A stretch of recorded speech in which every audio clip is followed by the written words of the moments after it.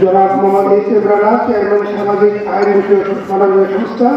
উপস্থিত আছেন secretary general জনাব ইঞ্জিনিয়ার অনিকুল ইসলাম এবং আমার মন্ত্রবৃষ্ট সম্মানিত বিজেপি এবং পদবৃত্তিবৃন্দ এবং সামগ্রিক সম্মানিত শ্রোতাবৃন্দ, আসসালামু আলাইকুম।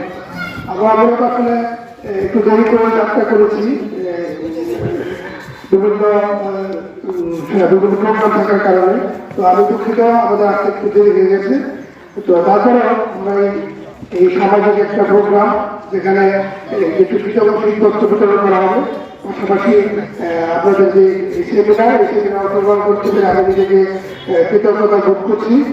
পাশাপাশি আমি এই সামাজিক এবং আইন বিষয়ক মানবতা সংস্থার যে বিনোদন মাঠপথের যে কার্যক্রম, এই মাঠের পর্যায়ে কার্যক্রমে যে তাদের যে সম্পৃক্ততা এবং মানুষের জন্য কাজ করার যে মনোভাব যেটা দেখে আমি অভিভূত হচ্ছি।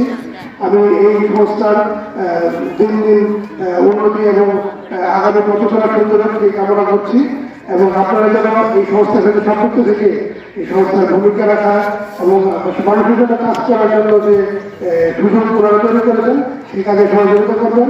আমি এই সকলকে ধন্যবাদ জানাই। আমি আমার সংক্ষিপ্ত বক্তব্য শেষ করছি।